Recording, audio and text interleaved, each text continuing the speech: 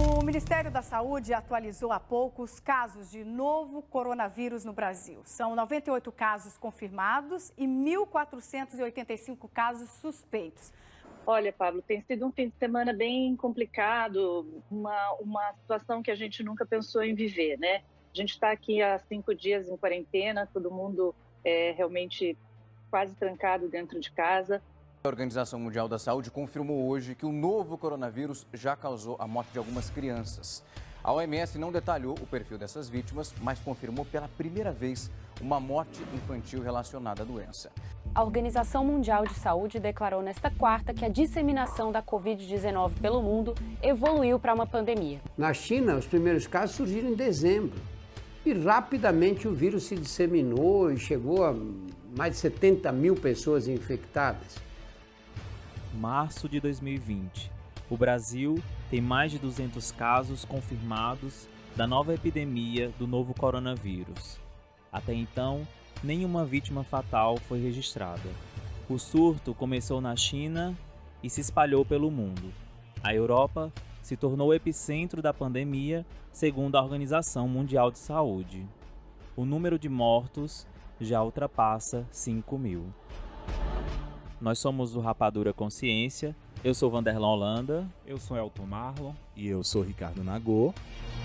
E no episódio de hoje, a gente vai falar sobre a pandemia do novo coronavírus, que tem afetado diversos países ao redor do mundo. O coronavírus, como todo mundo já deve ter acessado a informação, já deve ter visto, é um agente infeccioso que causa uma doença respiratória em seres humanos. É um velho conhecido da população humana, porque há um tempo atrás outras pandemias, ou melhor, uma outra pandemia de coronavírus já tinha afetado a população mundial e outros casos de coronavírus também já surgiram ao longo da história da humanidade. E esse vírus chama a atenção porque é um vírus da classe das viroses respiratórias, causa uma virose respiratória. Normalmente é caracterizado por causar um quadro brando de resfriado, mas nos últimos meses uma alteração, uma nova versão desse vírus, né, tem afetado os seres humanos e causado uma doença um pouco mais agressiva, principalmente em alguns grupos de risco. Essa epidemia, a priori, ela começa então com alguns trabalhadores de um mercado de animais nessa cidade de Wuhan, que apresentaram quadros respiratórios agudos e foram rapidamente hospitalizados. E o quadro da doença evoluiu rapidamente. Isso começou a se espalhar pela cidade de Wuhan toda e atribuiu o patamar de epidemia quando se espalhou rapidamente por outras regiões da China, né? No caso do Covid-19, que é a sigla que a OMS determinou para esse novo coronavírus, ela sabe-se que ela é de origem zoonótica, né? Ela vem a partir de animais, ou seja, a partir o que os cientistas estão delimitando agora é que a partir desse manuseio de animais nesse mercado de animais é que houve então a transmissão do animal para o ser humano. A gente sabe atualmente que cerca de 70% a 80% dessas doenças infecciosas emergentes ou reemergentes, elas são oriundas de origens zoonóticas, né? E com esse caso do coronavírus, ele não foi diferente. Alguns estudos já saíram por meio de comparação de genomas e está sendo dito que comparativamente, cerca de 79% a 85% desse genoma equivale ao genoma de outras espécies de coronavírus já investigadas, né? E é importante, Elton, falar sobre essa relação do homem com o animal, porque muitas zoonoses acontecem dessa forma, né? Assim que essa epidemia ela tornou uma pandemia, na verdade, logo no início, as pessoas associaram essa doença ao consumo de morcegos, né? Nessa região, as pessoas costumam comer animais silvestres, selvagens e alguns domésticos, né? Isso vale da cultura de cada região. E o morcego ele teve aí durante muito tempo na mira dos agentes de saúde. E no início a maior preocupação, e isso eu posso falar para os biólogos, né? A maior preocupação foi associar os morcegos a uma doença e o que fazer com esses morcegos, que foi o que aconteceu, por exemplo, com o surto de febre amarela aqui no Brasil, onde associaram a doença a uma das vítimas, que era o macaco.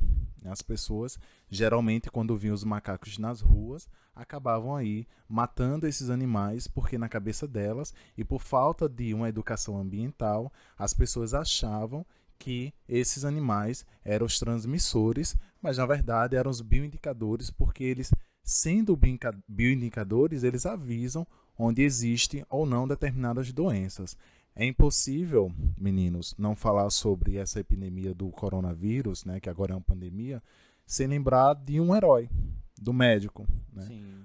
O Li Wenliang, né? Ele quem primeiro detectou o Covid-19, foi preso, inclusive, porque a sociedade, né, a polícia da China, de Wuhan, associaram a fake news, né? Estavam associando que o médico estava espalhando fake news em relação ao coronavírus. Ele já estava, infelizmente, já havia uma contaminação em grande massa, inclusive ele foi uma das vítimas e acabou falecendo, né? Logo depois as pessoas têm essa noção de que ele foi o primeiro a alertar para o mundo para o perigo do Covid-19. Essa associação com os animais ela é bem interessante e importante quando a gente leva em consideração todo o histórico do coronavírus afetando, né, acometendo os seres humanos. E aí é importante a gente destacar que o primeiro relato do coronavírus aconteceu no ano de 1965, quando a partícula viral foi isolada de uma criança que apresentava um resfriado.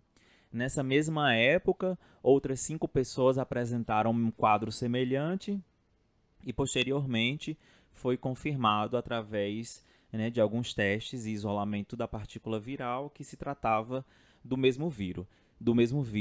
E esse nome corona, ele surge a partir da visualização do vírus através de microscopia eletrônica. Então, diversos pesquisadores, após o surgimento do vírus, passaram a estudar e aí, através de microscopia eletrônica, perceberam que a estrutura dele era parecida com uma coroa. Então, eles denominaram, né, deram esse nome de corona, fazendo alusão, então, a uma coroa. E aí, Ricardo, como você falou, a associação com os animais, a infecção com os animais, ela deve ser mencionada porque o coronavírus ele tem uma importância econômica também, com relação à infecção em animais. Então, ele tem a possibilidade de acometer gado, o gado tem possibilidade de acometer aves domésticas, porcos, e também, inclusive, causar doença grave em gatos. É claro que a gente precisa destacar que existem diferentes tipos de coronavírus e que, de acordo com cada tipo, essa infecção em animais pode acontecer, pode não acontecer, pode ser mais favorecida. Até então, não existem relatos nem estudos da infecção do novo coronavírus em animais, mas existem outras variações dessa partícula viral que já foram relatadas infectando animais. Então, é um problema que afeta tanto os seres humanos quanto os animais. Vale salientar também, Vanderlan, e para os nossos ouvintes, que existe uma linha temporal de síndromes respiratórias virais causadas por vírus emergentes que está muito próxima da gente. Se a gente analisar, em 2002 a gente teve a síndrome respiratória aguda grave causada pelo coronavírus SARS-CoV, e logo posteriormente, em 2009, veio a epidemia de H1N1, né? E também, sequencialmente, em 2012, com a síndrome respiratória do Oriente Médio causada pelo MERS, que causou ali na região da Arábia no Oriente Médio, uma síndrome respiratória. Então, é um quadro de causa de contaminação por vírus emergentes que é muito presente e muito recente também. Isso está acontecendo de forma muito, temporalmente falando, de forma muito recorrente, não é verdade, Vanderlan? Exatamente. Em 2002 aconteceu esse surto de SARS relacionada aí ao agente etiológico, que era um tipo de coronavírus e que afetou muitas pessoas e em alguns países, né? Para ser mais exato, essa epidemia ela afetou cerca de 29 países em 5 continentes e acabou desencadeando aí a ocorrência de mais de 8.000 casos, com aproximadamente 900 óbitos até meados de agosto de 2003. Ela surgiu em 2002. E é importante a gente destacar que essa epidemia de SARS, que ocorreu em 2002, também causada pelo coronavírus, ela foi reduzida a partir da adoção de medidas agressivas de intervenção em saúde pública. Então, muitas pessoas estão levantando aí algumas perguntas e se questionando se as medidas dos governos, da Organização Mundial de Saúde em realizar quarentena, se realmente é necessário. Então, a gente observa ao longo da história de infecções de coronavírus que essas têm sido as melhores medidas tomadas para evitar a doença. Após isso, em 2004, na Holanda, uma criança de 7 meses apresentando um quadro de bronquiolite, conjuntivite e febre, né, apresentou também uma infecção por coronavírus, este que se mostrou diferente do que tinha sido, do que surgiu na China, no que estava aí causando essa síndrome respiratória aguda, a SARS. E aí começaram-se a questionar se o vírus, né, se ele já estava circulando em outros países, como era que estava funcionando, mas observaram que na verdade se tratava de um outro tipo de partícula viral. Em janeiro de 2005, outros 2 pacientes apresentaram um quadro de pneumonia e foi identificado que essa pneumonia estava sendo causada pelo coronavírus e que também esse coronavírus era um outro tipo distinto do que estava presente na Holanda. Então, ao longo dos anos, né, a gente pode observar que diferentes tipos de partículas virais vão sendo identificadas, vão acometendo humanos e isso vai despertando aí a preocupação das nações, dos líderes das nações, né? E também dos pesquisadores. Depois do grande surto da epidemia que aconteceu de SARS, os pesquisadores eles começaram aí então a iniciar estudos com esse coronavírus e é importante a gente lembrar que eles emitiram diversos alertas e preocupação da possibilidade de ocorrer uma pandemia com o coronavírus. A mais recente foi uma última que aconteceu em 2012 na Arábia Saudita, com um outro tipo de coronavírus que causou aí uma síndrome respiratória semelhante à SARS, mas que recebeu outro nome devido à localização e surgiu aí com um paciente de 60 anos que apresentou pneumonia aguda e falência renal. Então, ao longo do tempo, a gente observa que o coronavírus ele se mostra sempre muito infeccioso, com muita facilidade de se propagar entre os seres humanos. E é possível observar, após a fala de Vanderlan, e é o que está trazendo à tona muitas dúvidas das pessoas, em relação ao número de óbito, quando a gente compara a síndrome respiratória aguda de 2002 com o Covid-19 que está acometendo o mundo agora, né? A diferença entre essas duas pandemias é que, enquanto a primeira, o SARS de 2002, a taxa de contaminação e infecção era baixa, a taxa de contaminação e infecção do Covid-19 ela é altíssima, ou seja, você tem uma alta contaminação, apesar da letalidade ela ser baixa, e a gente vai discutir isso posteriormente, mas em contrapartida você tem o SARS de 2002, que a taxa de contaminação e infecção era baixa, mas a letalidade era altamente alta. Sim, isso não mesmo. E em relação, meninos, aos óbitos, né? Quais são os principais grupos de risco? Quem são as principais pessoas em que devemos nos preocupar? Porque perceba, surgiu aí uma outra discussão em relação ao coronavírus, ao Covid-19, que é em relação ao egoísmo das pessoas. Da gente achar que o coronavírus é apenas uma gripe, porque os sintomas são quase parecidos, né? O que diferencia ali são as síndromes respiratórias, e por você ser jovem, você não está dentro de um grupo de risco, mas ao mesmo tempo você tem idosos em sua casa e você pode estar sendo um reservatório desse vírus e trazendo uma maior taxa de infecção no país. O que é que você tem a falar, Van, sobre isso? Ricardo, essa é uma preocupação que tem aí despertado a iniciativa dos órgãos de saúde em tentar alertar a população sobre esse risco.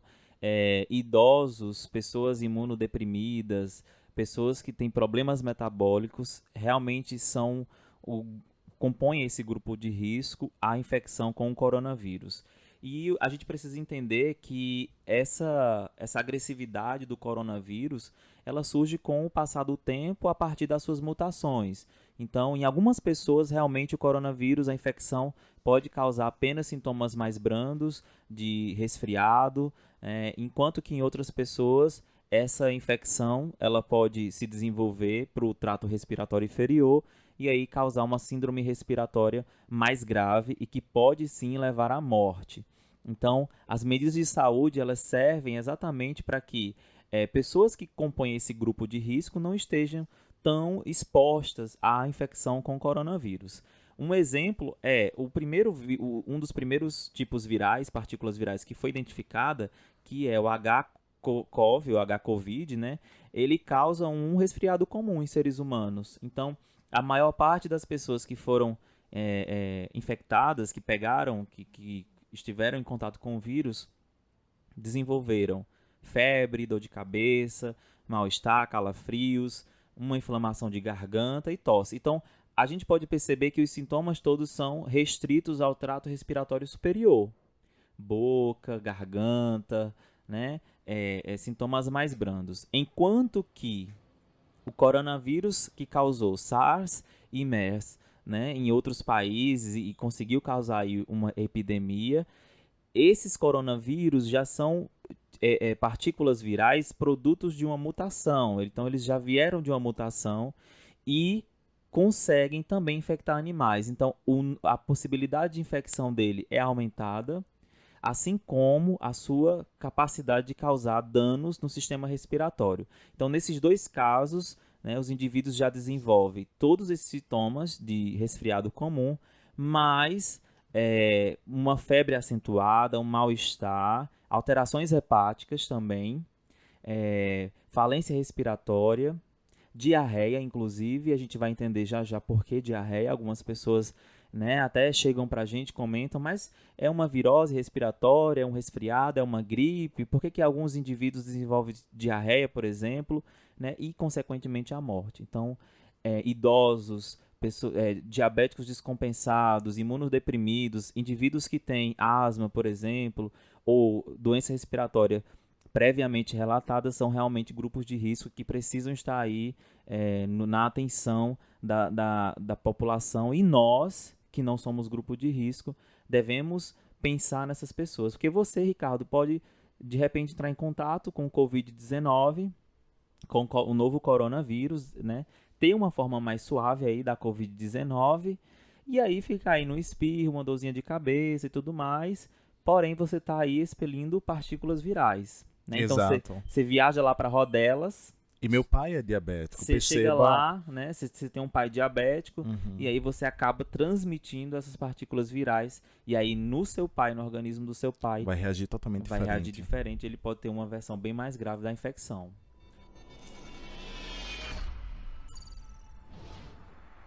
Foi muito bom o Vanderlan ter mencionado a questão das mutações. Hoje pela manhã, eu lendo um artigo na Science Magazine, eu vi que cientistas alemães já fizeram um apanhado em detrimento de uma plataforma virtual onde se compartilha todas as sequências genômicas e material genético feita do vírus até então. E até a presente data do artigo, que no caso foi 28 de fevereiro, existiam mais de 350 sequências de genomas diferentes de coronavírus 2019 sequenciadas ao redor do mundo. Aqui no Brasil a gente tem um grande exemplo que foi notificado que as cientistas da USP, elas sequenciaram o vírus a partir de uma amostra de um paciente brasileiro que estava aqui em São Paulo, e essa sequência ela fazia parte de uma dessas 350. Como o Vanderlan comentou, O que se busca hoje é entender se essas mutações elas estão aumentando o nível de patogenicidade desse vírus, ou seja, se essas mutações estão levando com que esse vírus se torne mais agressivo, com que os sintomas sejam mais fortes nos acometidos. Então, mas muito está se falando sobre vírus e sempre que ocorre uma pandemia, né, muitos casos, H1N1, coronavírus, HIV, o vírus ele surge aí na notícia, inclusive esse termo vírus já é utilizado também na área de informática, né? Meu computador está com vírus, não sei o quê. Mas antes de tudo a gente precisa entender o que é o vírus, né? Então, o que seria um vírus? Então a primeira pergunta que vem é: o vírus é uma célula? O vírus é um micro-organismo?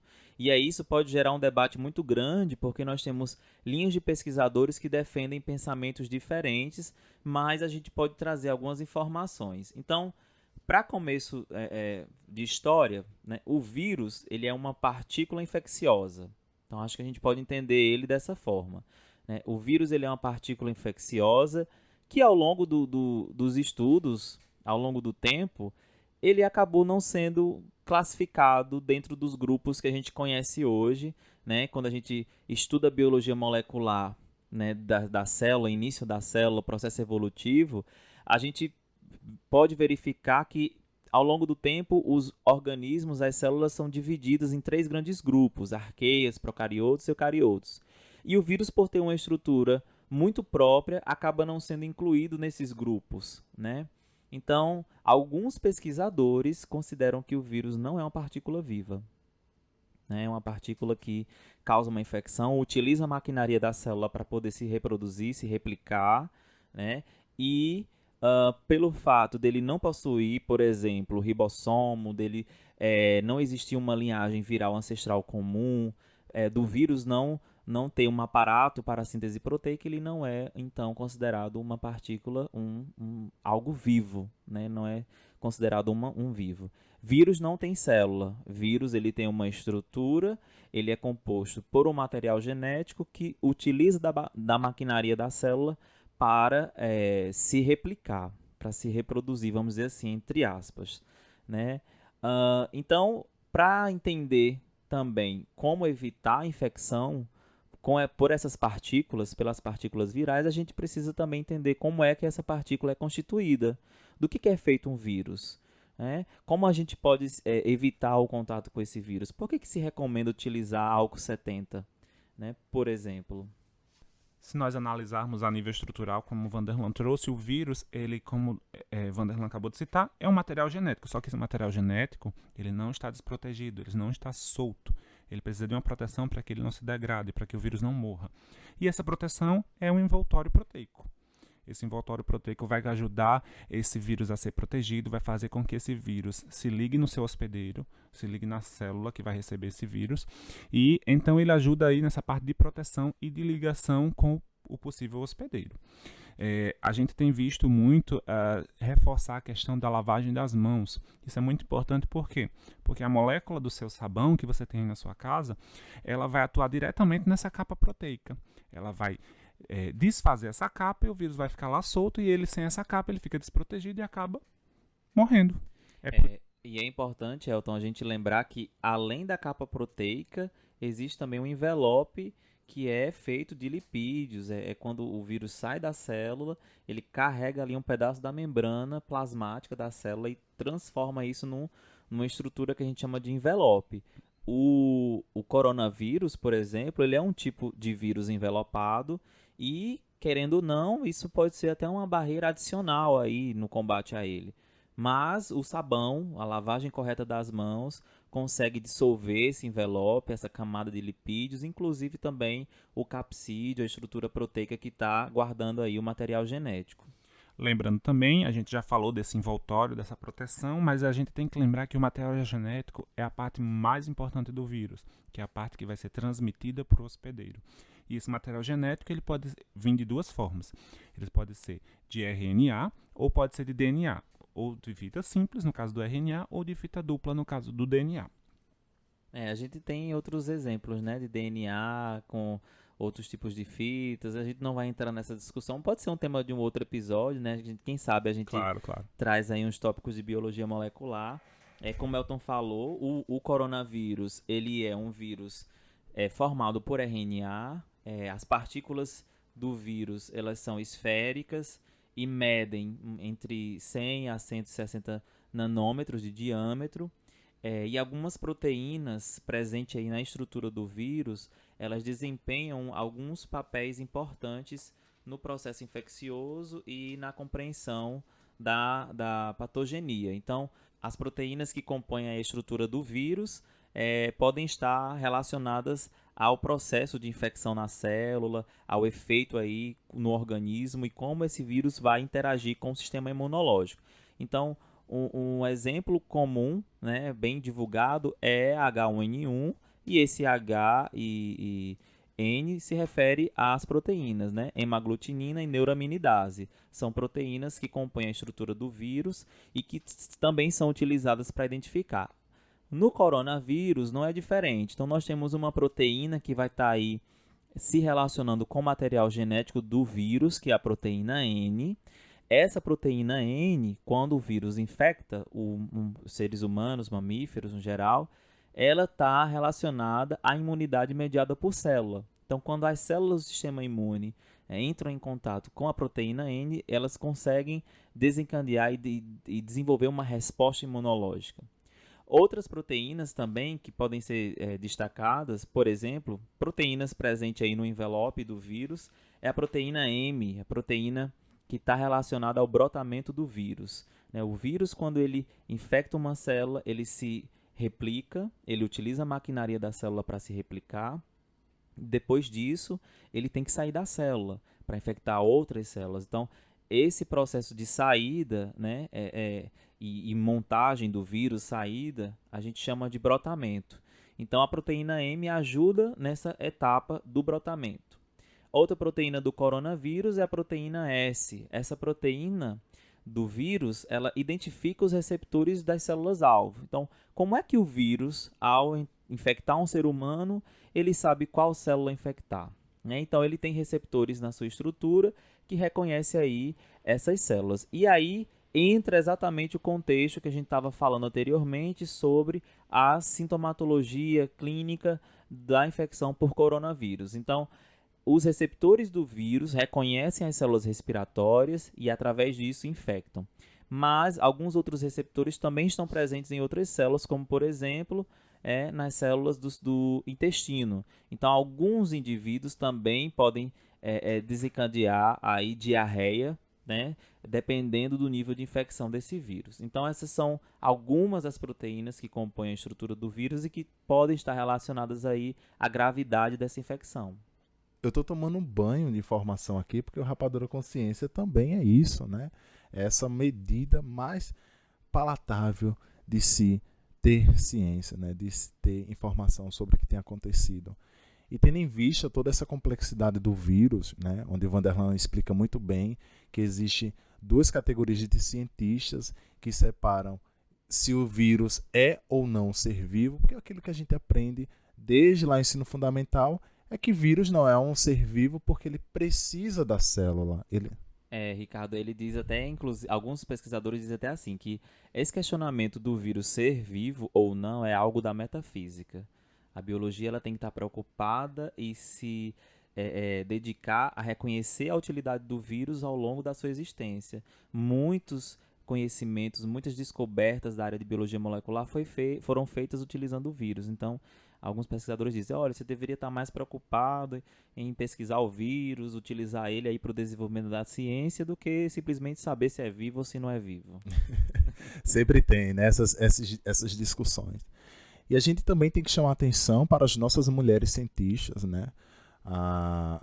Graças a elas foram as primeiras a sequenciar o genoma do Covid-19 aqui no Brasil, nas quais os primeiros casos foram de coronavírus importados, né? Os pacientes, eles estiveram na Itália, chegaram no Brasil com sintomas, a sintomatologia do coronavírus, e as nossas mulheres cientistas E eu quero aqui dar uma ressalva para a nossa mulher cientista negra, Jaqueline Jesus, a Jaqueline Góes, em nome de todas as outras, né, que sequenciaram o genoma. E quando saiu nos jornais sequenciamento do genoma do coronavírus, muitas pessoas se perguntavam qual é a importância do sequenciamento do genoma. E qual é a importância? O que é que vocês diriam aí? Bem, Ricardo, conhecer o genoma, no caso do vírus, é importante porque ele vai atuar em vários processos, é uma cadeia de processos que ele pode atuar, mas principalmente a questão da detecção. Eu acho que o primeiro impacto é justamente na questão de você diagnosticar. A parte diagnóstica ela é mais impactada a priori. O que é que você acha, Wanderlei? Eu acho que... Sim, com certeza. Não só diagnóstico, todos os processos de compreensão de como se dá a infecção, como o vírus se comporta e até mesmo como desenvolver uma medida terapêutica eficaz, né? Quando o genoma ele é conhecido, é possível prever, através das ferramentas que nós já utilizamos hoje em dia de biologia molecular, de bioinformática, por exemplo, quais proteínas poderão ser utilizadas para desenvolvimento de vacina, para desenvolvimento de medicamentos. Então, conhecendo como o vírus infecta as células, como esse vírus se comporta no organismo vivo, a gente consegue desenvolver medidas para impedir que essa infecção continue ocorrendo e até mesmo, como eu falei, desenvolver uma vacina. A maioria das vacinas contra viroses, elas são compostas ou por proteínas desse vírus ou até mesmo por parte desse material genético atenuado que não causa infecção, e aí quando entra em contato com o sistema imunológico vai gerar aí uma resposta imunológica, mesmo não acontecendo a infecção natural com vírus, né? A gente começa a produzir proteínas, que vão neutralizar essas partículas virais, e aí quando você entra em contato com o vírus, você já tem anticorpo contra essas partículas, acaba que você não desenvolve a doença.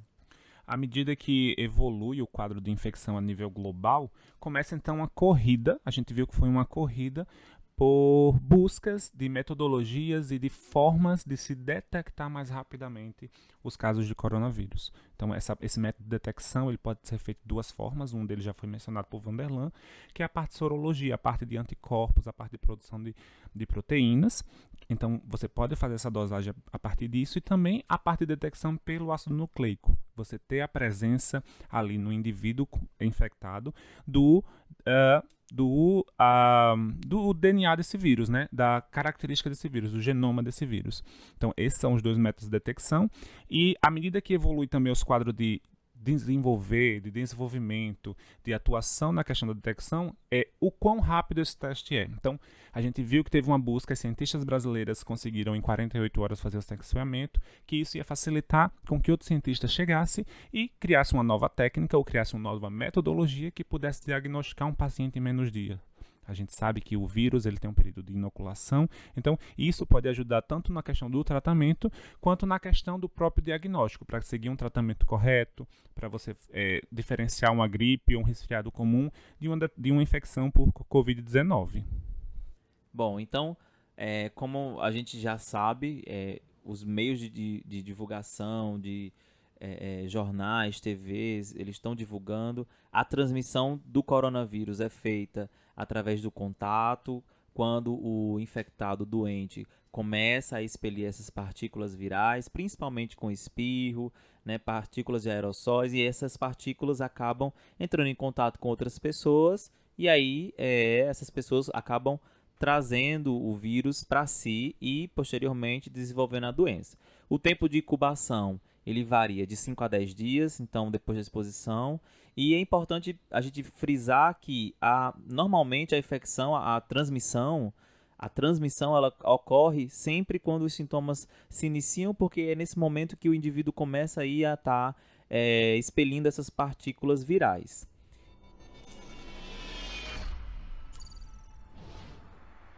E quais são esses sintomas, Ricardo? Bom, os sintomas, eles parecem um pouco com os sintomas da gripe, né? Dor de cabeça, inflamação na garganta, coriza, Mas o que diferencia uma simples gripe, que na verdade não é simples, porque ela mata mais do que o próprio Covid-19, o que diferencia o Covid-19 da gripe são os problemas respiratórios. E a forma como essas informações elas estão sendo passadas, as pessoas elas entram em perturbações, né? Isso. E aí todo mundo começa a estocar papel higiênico e máscaras, né? Às vezes a pessoa, além do álcool em gel, às vezes as pessoas elas não apresentam nenhum dos sintomas, mas a forma como essas informações elas estão sendo passadas transforma numa perturbação. E aí o que acontece? A pessoa que não tem sintoma utiliza máscara, acaba com o estoque de determinadas farmácias e mercados, e aquela pessoa que apresenta o sintoma não utiliza máscara. E imagina aí, dentro do Barro Macaxeira ou dentro do Tancredo Neves Macaxeira, que são linhas de ônibus aqui da cidade do Recife, existem 20 pessoas. Dentre essas 20, apenas uma está com o Covid-19. Porém, 19 pessoas estão com máscaras e essa pessoa que está com o coronavírus não está com máscara. Ela espirra, né? E nesse espirro, as gotículas que estão cheias de vírus ficam ali espessas no ar, ou pode estar nas pessoas ou até mesmo nos corrimãos, na superfície e nos aí celulares, nos celulares. nas bolsas. Do que adiantou você que não tem os sintomas utilizar máscara? Então a gente tem que se atentar para isso.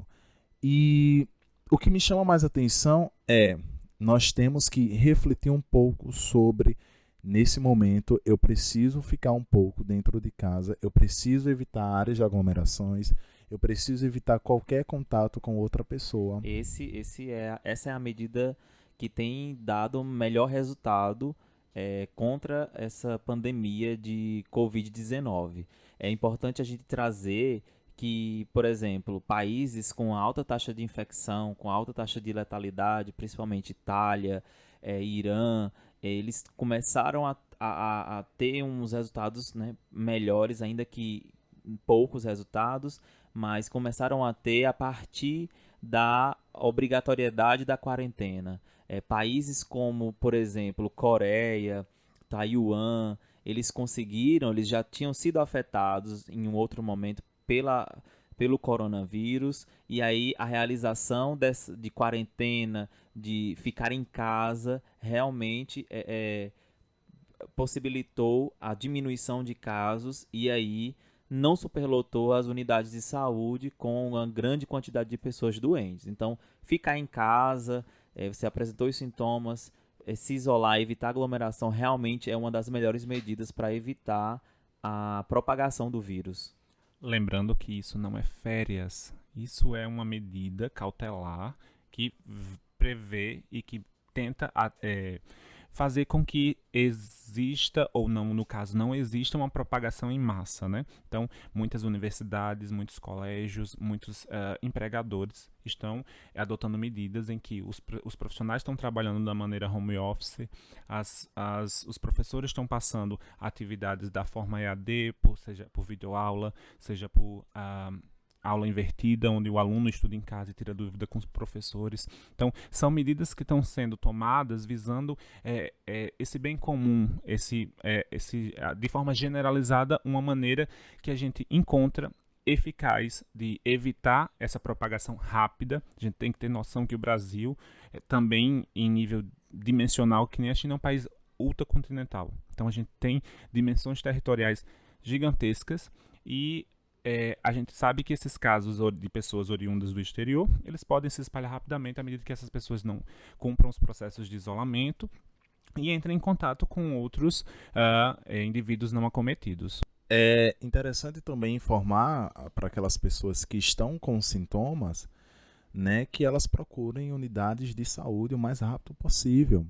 Tem que se haver responsabilidade no sentido de que elas estão presentes, próximas de outras pessoas, e essa pandemia pode se espalhar aqui em nosso território brasileiro.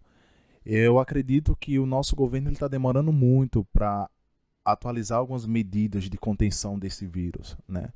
Veja, em pleno domingo, 15 de março, as pessoas saem, né? A OMS alerta para evitar aglomerações, as pessoas saem, né, se aglomeram no sentido de que apoia ou não o governo, determinado governo ou não, e o próprio presidente da República, né, numa situação de mostrar exemplo para a sua sociedade, acaba entrando em contato com pessoas, pegando nas mãos, abraçando, e esse risco ele aumenta, esse risco de contaminação, de infecção. A gente tem que tomar responsabilidade que nessa hora, nesse momento, a gente tem que evitar o contato ao máximo em locais com mais de 50 pessoas, não é nem 500, são 50 pessoas. Veja, as universidades federais, na verdade os institutos de ensino superior e técnico aqui de Pernambuco, né, os 3 moram aqui em Recife, adotaram a medida de que devem suspender as aulas até o final de março. Isso é glorioso no sentido de que as pessoas precisam entender que esse não é o momento de estar em locais superlotados, porque o Brasil não tem estrutura para atender a demanda de uma alta taxa de pessoas acometidas com o coronavírus.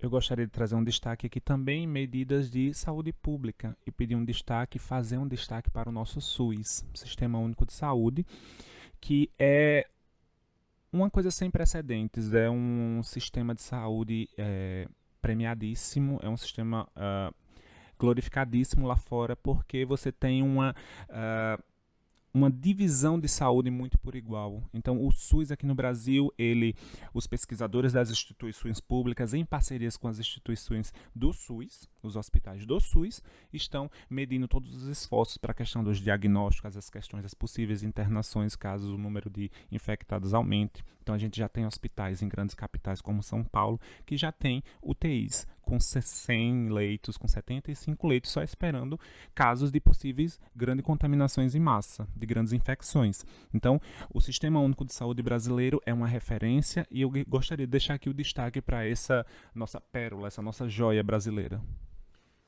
E aí, como é tratada a Covid-19? É importante a gente deixar claro que não existe um medicamento específico que diminua ou que impeça a infecção pelo novo coronavírus. Então, se você está imaginando, se você está achando que está com Covid-19, você mesmo buscando o serviço de saúde, você não vai ser medicado para tratar essa infecção. O tratamento que é realizado até então é um tratamento que visa diminuir os sintomas e, dessa forma, diminuir as consequências para o indivíduo.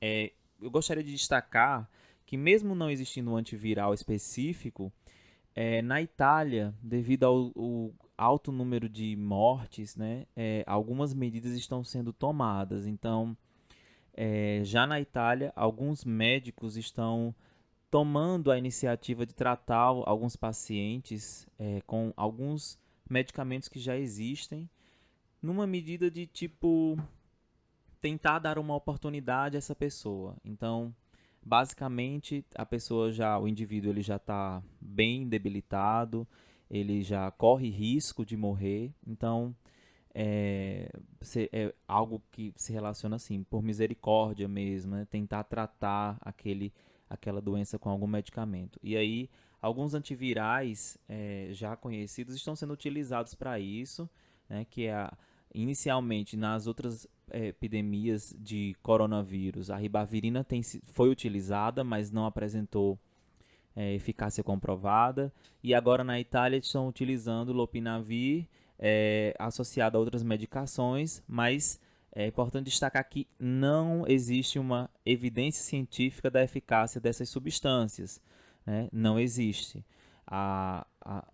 As equipes de saúde fazem essa intervenção, né, como eu falei, com o objetivo de tentar diminuir a taxa de infecção e, quem sabe, até reverter um quadro. Então, se você tem os sintomas eles estão brandos, estão leves, fique em casa. Fica de repouso, tenta não sair, não entrar em contato com outras pessoas. Recentemente, alguns estudos têm alertado para o uso de ibuprofeno, né, e o risco com a infecção pelo novo coronavírus. Esses estudos são iniciais, mas algumas unidades de saúde têm chamado a atenção. Então, como ainda não está bem elucidado, é interessante evitar, né? E tentar aí, você pode, de repente, utilizar outros medicamentos para tratar os sintomas, dor no corpo, febre, né? E se piorar, aí sim você procura uma unidade de saúde próxima de você, seguindo todas as recomendações. Então, usa máscara, evita estar entrando em contato com as pessoas, para que essa propagação do vírus seja diminuída. Dentro do que concerne as medidas preventivas, eu acho que a primeira delas é nós sempre procurarmos fontes confiáveis. Então, sempre procurar o site ou a página em alguma rede social do Ministério da Saúde ou de algum órgão competente, como a Fiocruz ou qualquer órgão responsável. Vamos ser prudentes. E além do que Vanderlan já falou, temos outras medidas, como lavar sempre as mãos, usar o álcool em gel. Caso for tossir, cubra a boca com o antebraço, ou tossir ou respirar. Sempre usar lenço descartável e jogar fora. E após todas essas ações, sempre estar lavando as mãos. A gente também tem que evitar o contato físico com pessoas com sintomas de gripe, evitar tocar o rosto. Então, boca, olhos, nariz é uma medida muito preventiva e eficaz nesses casos. Mesmo com essas informações sobre tratamento, é importante a gente levar em consideração que a automedicação ela não é segura. É sempre importante seguir a orientação de um profissional, né? E que a gente tem que estar atento para seguir todas as orientações que estão sendo divulgadas pelo Ministério da Saúde, pelas equipes de saúde. A gente tem atualmente, inclusive, um aplicativo do Ministério da Saúde que traz informações sobre a Covid-19 e orienta onde você pode procurar assistência médica, assistência especializada. Então, ficar sempre atento e manter a segurança de si mesmo e também das pessoas que vivem ao nosso redor. Nenhum tipo de automedicação, seja ela por infecção viral ou não, ela é interessante, né? Procure sempre um profissional habilitado na área para evitar demais doenças. Bom, é isso, né? Espero que o Rapadura Consciência tenha elucidado e trazido informações importantes para vocês sobre o Covid-19 ou coronavírus. Procure sempre um profissional habilitado, evite aglomerações, lave sempre as mãos com sabão e álcool em gel. Se for tossir e ou espirrar, utilize sempre o antebraço, certo? E não use aquele lencinho de pano, use o lencinho de papel, porque espirrou ou assoou o nariz, joga esse papel fora. Esse assunto ainda está difícil de se acabar, né? Terá um longo período ou até descobrir se a vacina ou qualquer outro medicamento que a gente possa utilizar para o tratamento do coronavírus. Entre em contato conosco pelas nossas redes sociais, @rapaduraconsciência, e converse, interajam conosco, né? Mandem suas sugestões, certo? Até o próximo episódio. Olá, nós somos o Rapadura Consciência, um podcast formado por 3 cientistas nordestinos, cujo objetivo é disseminar o conhecimento científico de uma forma descontraída, extremamente acessível e doce, porque de amargo já baixa os problemas da vida, não é verdade? Nossos episódios eles são publicados todas as sextas-feiras, sempre trazendo temáticas atuais e relevantes para toda a população. Obrigado pela atenção e até o próximo episódio.